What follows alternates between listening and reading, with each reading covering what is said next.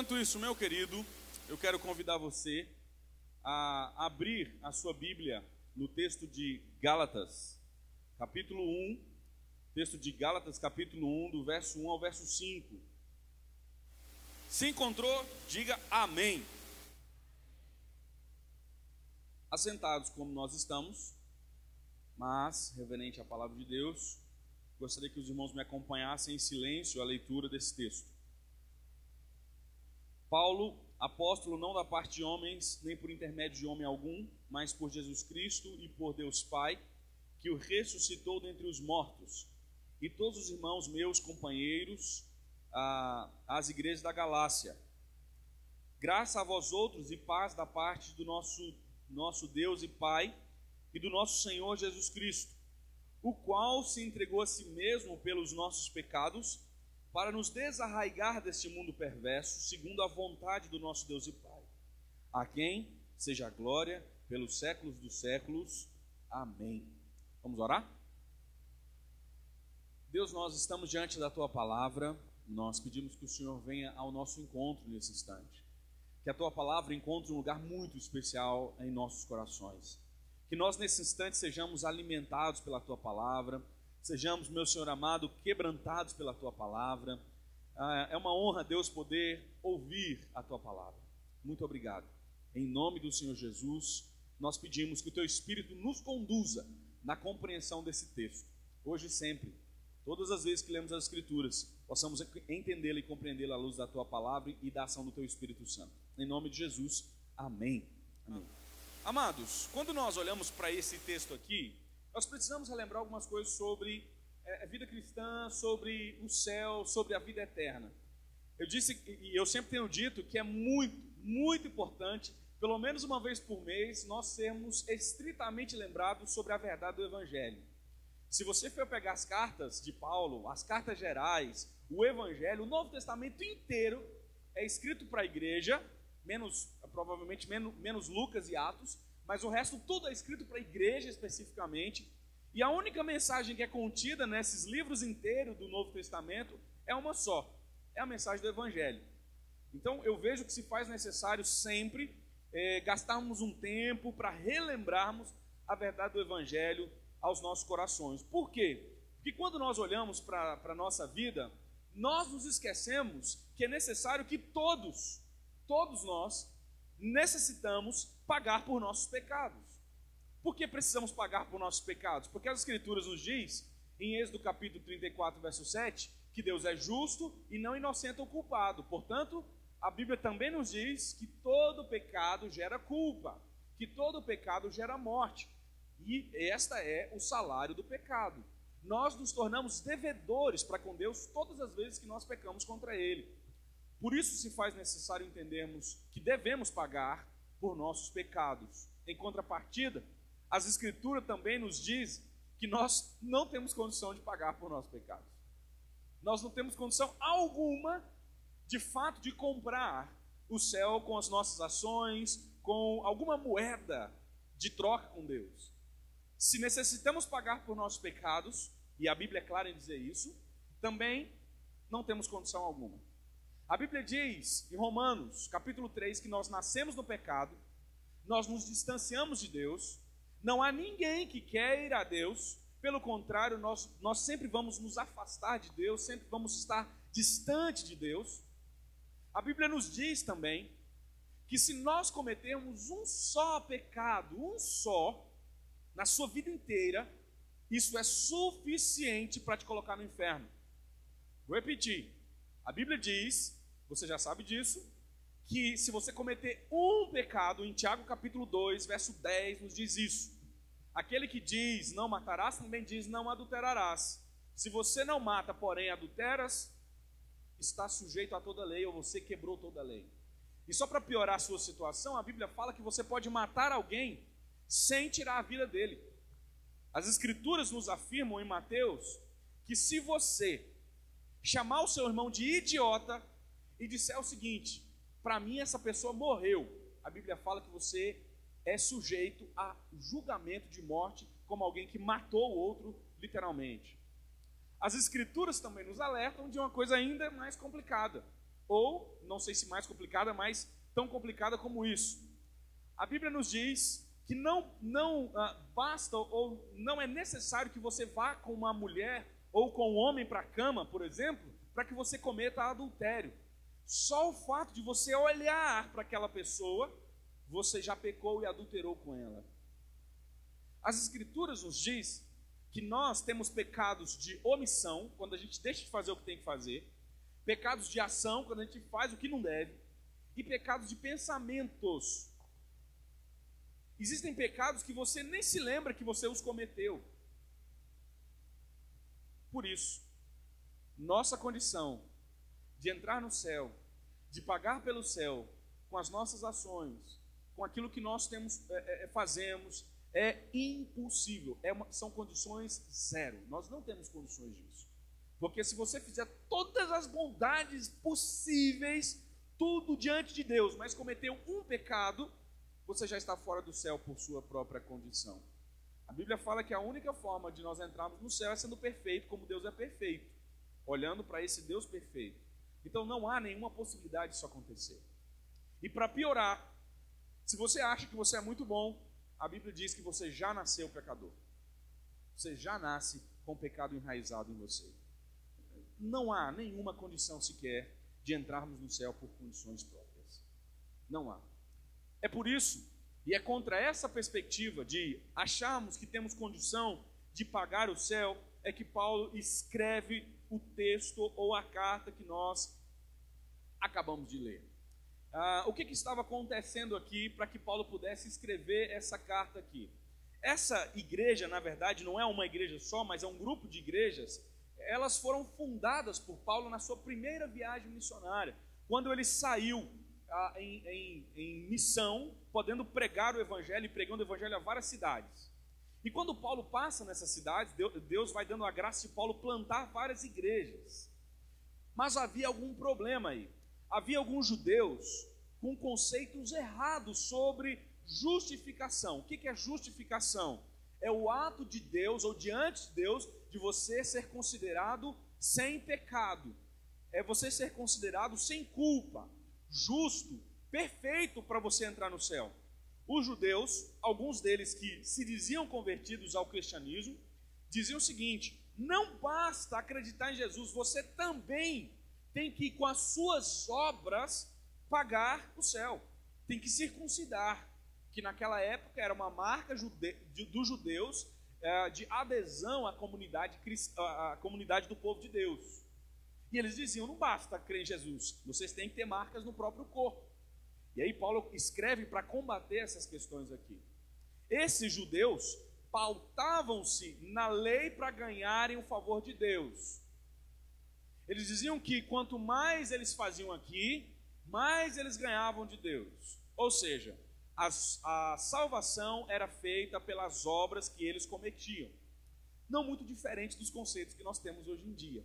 Quem nunca escutou aquela ideia de que nós temos que conquistar ou colocar o nosso tijolinho no céu? Você faz uma boa atitude aqui, aí você mandou o tijolinho para o céu.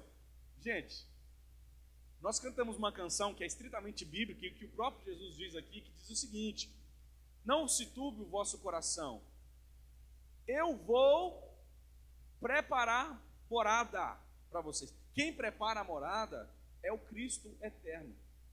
Quem nos prepara a morada nos céus não são os nossos tijolinhos.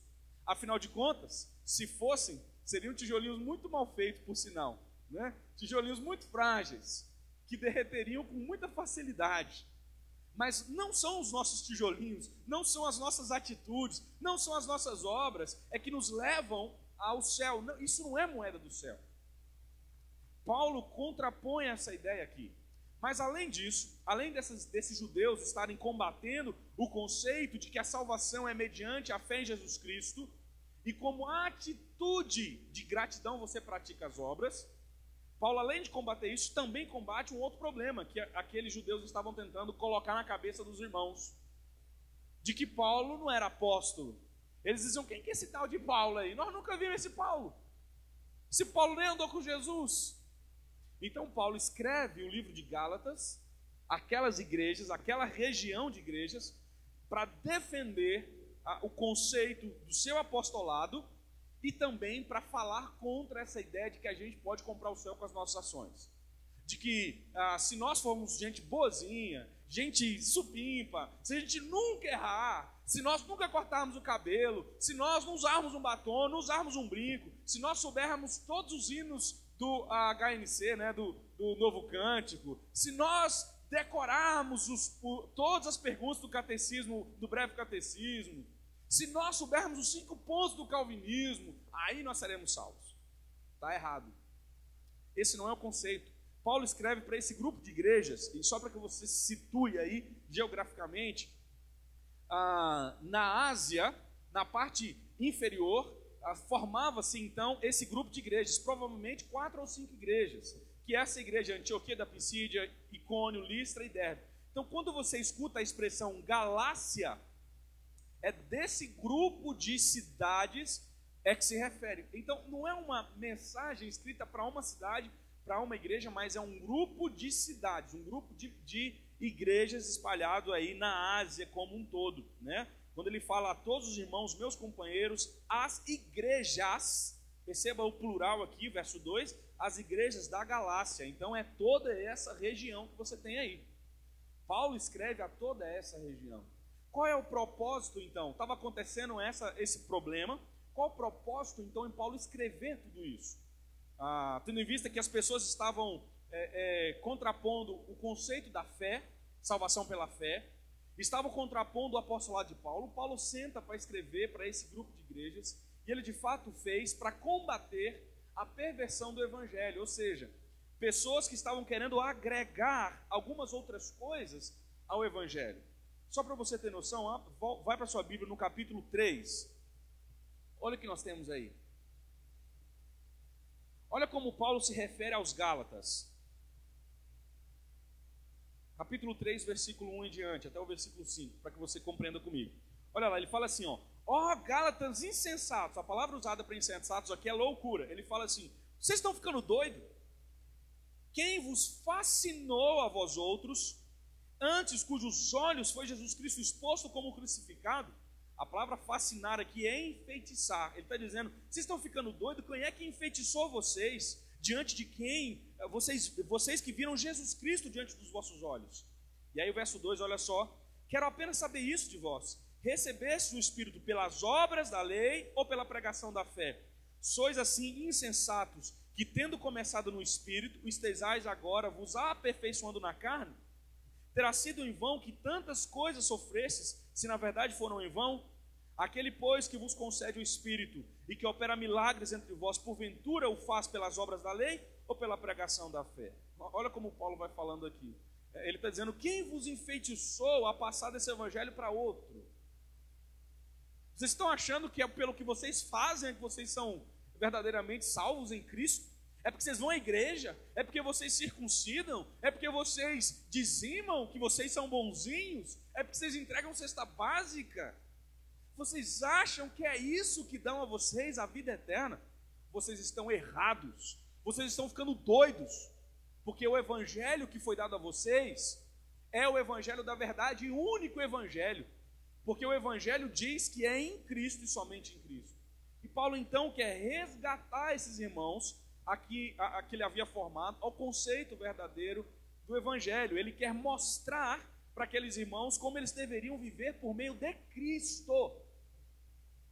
Cristo era aquele a quem eles agradeciam com as obras, mas a confiança da salvação era estritamente Cristo.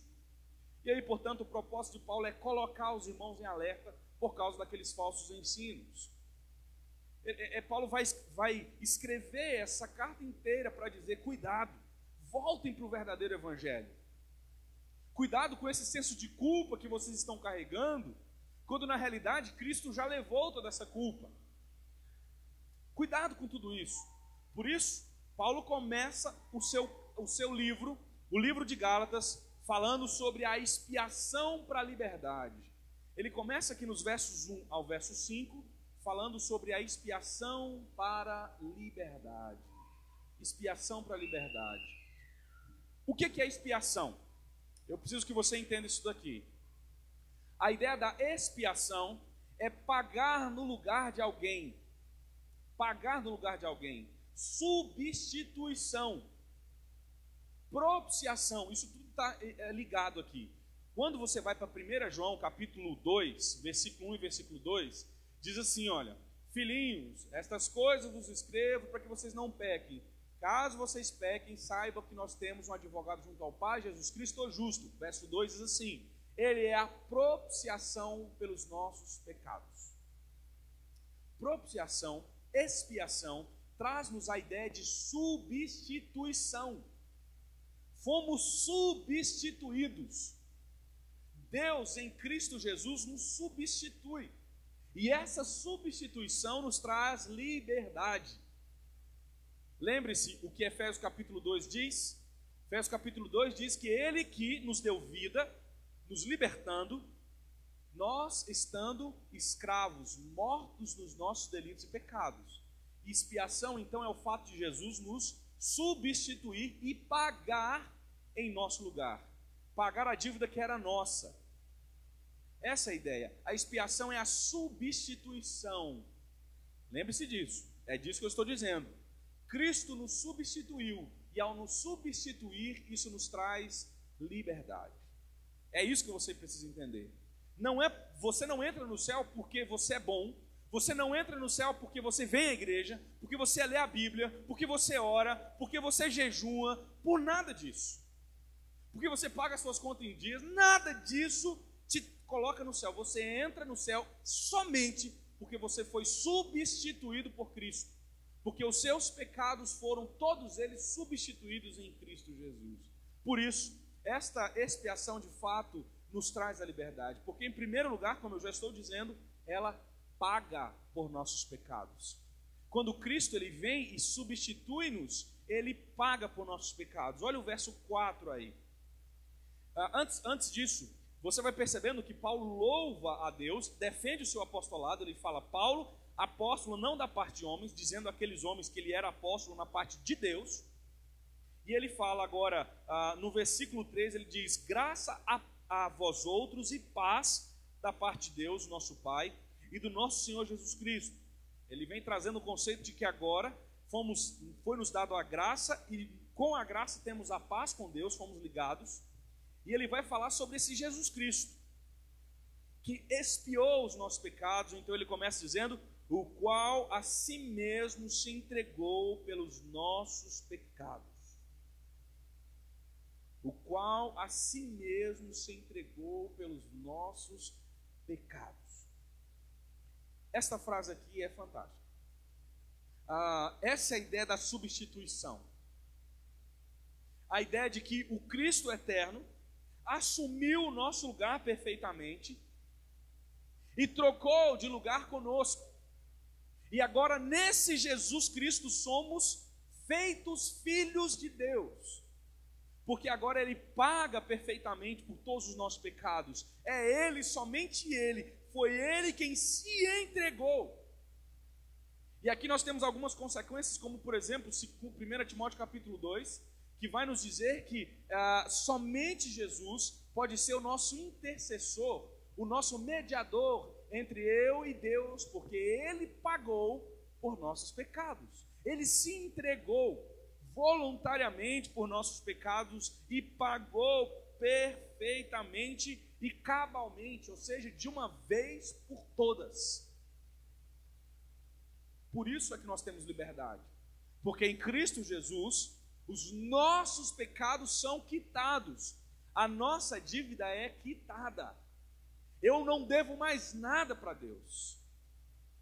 Quão maravilhoso seria se eu e você relembrássemos disso todos os dias. Quão maravilhoso seria a consciência de que agora em Cristo Jesus nós não somos mais punidos pelos nossos pecados. Ele paga pelos nossos pecados, cumprindo o que os profetas antigos diziam. Por exemplo, Isaías capítulo 53, quando fala do servo sofredor, aquele que se entrega, sofrendo no seu próprio corpo as dores do pecado no seu lugar. Jesus de fato paga completamente, modela tudo que estava desconexo. Ele agora reorganiza tudo nele. E Ele paga todos os nossos pecados, porque é nele e ele se entregando por nossos pecados como ovelha muda, como sacrifício eterno, e de uma vez por todas, pagou tudo. Então, não há necessidade mais de pagar por seus pecados. Não há mais necessidade de querer se autoflagelar por seus pecados. Aqui há uma implicação muito importante para nós. Muitas vezes, nós cometemos alguns pecados e nós achamos que devemos fazer algumas coisas para redimir os nossos pecados. Nós não nos sentimos perdoados por Deus. Nós não nos sentimos de fato quitados diante de Deus. E aí a gente tem aquela sensação que eu preciso orar um pouco mais para ver se paga os meus pecados, preciso ir um pouco mais à igreja, ler mais a Bíblia. Não, nada disso. O que paga os seus pecados é definitivamente Cristo Jesus, o fato dele ter vindo e morrido no seu lugar. Por isso, essa substituição, o fato de Cristo ter substituído você naquela cruz, paga todos os seus pecados. Mas, como consequência disso, o verso 4 ainda nos diz que a expiação para a liberdade, ela nos dá salvação. Olha o versículo 4 aí. O texto diz assim, olha, para nos desarraigar deste mundo perverso. Para nos desarraigar deste mundo perverso. A palavra usada aqui para desarraigar é a mesma ideia de desenraizar. Pense numa mandioca, num pé de mandioca. Ela está enraizada. Desarraigar é a mesma ideia de arrancar aquele pé de mandioca do chão. Porque agora ela está entranhada lá. E perceba, ele está falando sobre a ideia de tirar, e aí ele usa uma expressão aqui, olha, desarraigar deste mundo perverso. No Novo Testamento nós temos muitas palavras para referir-se a mundo. Você tem, por exemplo, uma palavra comum, que é cosmos, da onde nós entendemos o cosmos, o universo. É o mundo criado, todo o universo, a natureza, o mundo inteiro. Mas você tem uma outra palavra usada para mundo, que é a palavra aion, que refere-se a tempo, a era, a esta era, a este momento. É isso aqui que o texto está dizendo. A esse tempo perverso, a esse mundo perverso. Deus não nos tirou do mundo. Essa história de que crente não é desse mundo, está errado. Crente é do mundo, sim. Ninguém não tem nenhum crente ET. O que nós não somos é desse conceito antibíblico. O que nós não somos é participantes de uma era perversa. É disso que o texto está dizendo. Mas eu sou do mundo, faço parte do mundo. Entretanto, Deus nos vem e tira-nos desse mundo perverso. Olha o que está acontecendo aqui. Quando Cristo vem, se entrega, paga por nossos pecados, e o objetivo é quando ele paga, ele faz isso para nos tirar do mundo do pecado. A ideia clara do texto para nós é que quando Jesus morre em nosso lugar, nós somos transportados do reino das trevas para o reino da luz. Nós somos transportados da ira de Deus para o amor de Deus. Somos transportados do distanciamento com Deus, da briga com Deus, para a paz com Deus. Somos transportados da morte para a vida. Somos desarraigados do mundo. É isso que o texto está dizendo. Somos tirados de um lugar onde se recebia a ira, onde se recebia a morte, e agora somos colocados na salvação. Ele faz isso conosco. É Ele, especificamente Ele, Jesus Cristo. Mais ninguém. Por isso é que a expiação de Jesus nos traz liberdade, porque ela paga pelos nossos pecados, mas ela também nos dá salvação. E ela nos traz liberdade em terceiro e último lugar, porque além de pagar por nossos pecados, além de nos dar salvação, em terceiro e último lugar, ela cumpre a vontade de Deus. Olha o versículo 4, o finalzinho do verso 4 aí. Tudo isso foi feito, ou seja, os nossos pecados foram pagos em Jesus. Ele nos tirou, Deus nos tirou agora das trevas para a luz, e tudo isso aconteceu segundo a vontade de nosso Deus e Pai, a quem seja a glória pelos séculos dos séculos. O que Jesus fez aqui foi cumprir perfeitamente a necessidade de pagar os nossos pecados para Deus. O que Jesus de fato fez foi nos substituir na ira de Deus, foi tomar o cálice da ira. A ideia do texto, quando nós percebemos ela sendo desenrolada, toda a história, todo o ato de pagar, todo o ato de nos dar salvação foi feita segundo a vontade de Deus. E aí, é claro, temos que remeter ao conceito de Isaías capítulo 53, verso 10, onde a Bíblia diz que Deus agradou moê-lo e o fez enfermar por nossos pecados. Nesse instante, a vontade de Deus estava sendo cumprida. No instante do silêncio de Deus para Jesus, onde Jesus disse: Pai, Pai, por que me desamparaste? Naquele momento, a justiça de Deus estava sendo cumprida, a vontade de Deus estava sendo cumprida, de uma vez por todas. De uma vez por todas. Somos e fomos salvos em Cristo Jesus, porque Ele nos substituiu. Ele nos substitui, Ele muda toda a nossa história. Se antes éramos filhos da ira, agora somos filhos da graça de Deus. Se antes caminhávamos para o inferno, agora, tendo em vista que fomos substituídos por Cristo, cumprindo completamente a vontade do Pai, recebemos a vida eterna, o qual é um dom gratuito de Deus. Essa é a verdade de Deus para a nossa vida. Esse Jesus, o qual nos substituiu naquela cruz, Ele nos trouxe liberdade. Liberdade do nosso próprio pecado. Liberdade da ira de Deus. E nos trouxe graça e nos trouxe paz. Por isso é que Paulo começa o capítulo 1, verso 3, dizendo: graça e paz a vós outros, da parte de Deus, nosso Pai, e do nosso Senhor Jesus Cristo. Essa é a consequência de tudo isso. Graça e paz. Quando a gente cumprimenta com graça e paz, não é só um cumprimento qualquer, mas estamos dizendo a você uma mensagem. Eu estou dizendo a você que a graça de Deus foi dada a você, que não coube a você a salvação, mas que foi gratuito, foi pela graça, como diz Efésios capítulo 3, Romanos capítulo 3 e capítulo 6, tendo em vista a nossa condição, o capítulo 6 vai dizer: somos salvos pela graça, porque esse é o dom de Deus para nós, a vida eterna. Somos salvos nele. E essa graça que vem de Deus, que é algo gratuito para mim e para você, traz-nos relacionamento de volta, nos faz relacionar de volta com Deus, coisa que antes nós não tínhamos, porque os nossos pecados faziam separação entre nós e Deus, mas agora somos trazidos de volta nele. Essa é a verdade das Escrituras. É isso que precisamos ser lembrados. Portanto, meus amados, fomos agora substituídos naquela cruz, de tal forma que fomos libertados da ira de Deus, fomos libertados da escravidão do pecado. E isso aconteceu porque Cristo pagou os nossos pecados, porque nele temos salvação e porque ele cumpre perfeitamente a vontade de Deus. E eu gostaria de terminar dizendo ao seu coração algumas coisas que são importantes. Seja motivado a fazer as coisas para agradar a Cristo pelo que Ele fez por você. A gente às vezes fica querendo ver se consegue comprar um pedacinho do céu com as nossas ações. Vou à igreja para ver se eu ganho uma moralzinha com Deus. Gosto muito do livro do Philip Yancey, Amazing Grace, Maravilhosa Graça. Ele escreve dizendo o seguinte: não há nada que você possa fazer de tão bom para Deus te amar mais.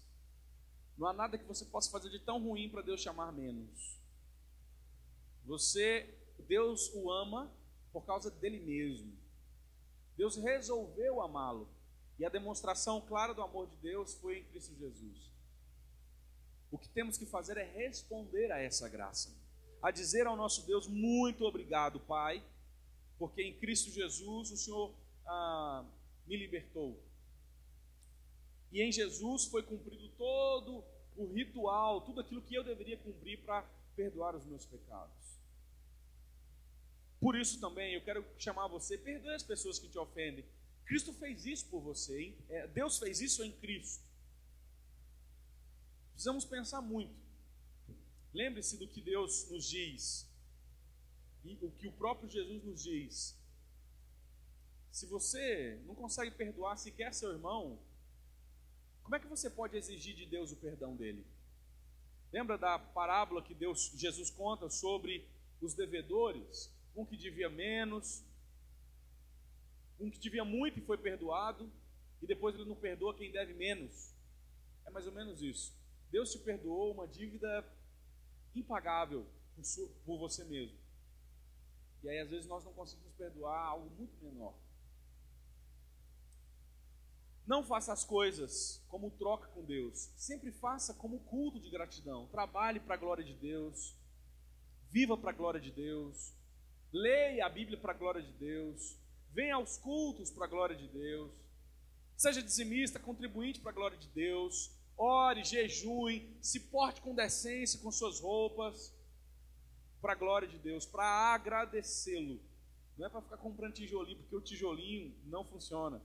O tijolão do céu foi o sangue do Cordeiro Jesus. É só Ele, somente Ele, que nos traz a vida eterna. Só Ele. Você precisa ser lembrado disso constantemente. Se você não levantar toda manhã com essa verdade no seu coração, você está perdendo a força do Evangelho. Lembre-se disso. Jesus morreu por nós. Deu-nos o sangue dele para que os nossos pecados todos fossem perdoados. E aí eu vou dizer o seguinte: a Bíblia nos diz que somente os que crerem em Jesus Cristo serão salvos. Somente os que crerem em Jesus. Eu sempre repito isso constantemente. Meus queridos, não são todos os que são filhos de Deus. Filhos de Deus só serão aqueles que receberem Jesus Cristo como seu único e suficiente Salvador. João capítulo 1, verso 12. Mas a todos quantos o receberam, deu-lhes o poder de serem feitos filhos de Deus. Até lá todo mundo é criatura. Você pode não ser filho de Deus.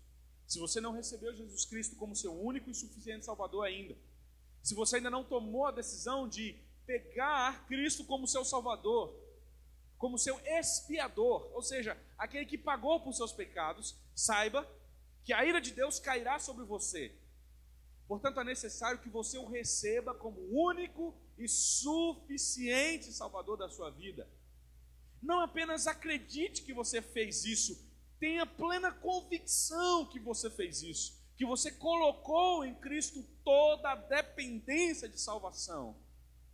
Porque se você ainda não fez, o que te aguarda é a ira de Deus, o que te aguarda é o inferno de Deus. Por isso eu quero convidar você nesse instante. Se você é frequentador de igreja, mas ainda não recebeu Jesus Cristo como seu único e suficiente Salvador, você precisa fazê-lo. Se você ainda não, de fato, queimou o seu coração com a verdade do Evangelho, você precisa fazê-lo nessa noite. E para você que ainda também não fez, quem sabe você que não é frequentador de igreja, mas veio aqui nessa noite e essa mensagem falou ao seu coração, e você quer tomar uma nova decisão para a sua vida em receber Jesus Cristo como seu único e suficiente Salvador. Se você entendeu, se essa mensagem te impactou, se essa mensagem de fato fez sentido para você, é porque o Espírito Santo tocou o seu coração. Se alguém nessa noite, portanto, que quer tomar a decisão por Cristo Jesus, recebê-lo como único e suficiente Salvador, como expiador, como aquele que paga no lugar, quer fazê-lo nessa noite, eu quero convidar você a manifestar-se. Coloque aí a sua mão, levante sua mão, ou fique de pé, para que nós possamos orar com você, para que nós possamos ajudá-lo na caminhada cristã. Se alguém nessa noite que quer receber Jesus Cristo, respondendo a esse chamado do Espírito ao seu coração, quero convidar você a se colocar em pé ou levantar uma de suas mãos para que nós possamos orar com você.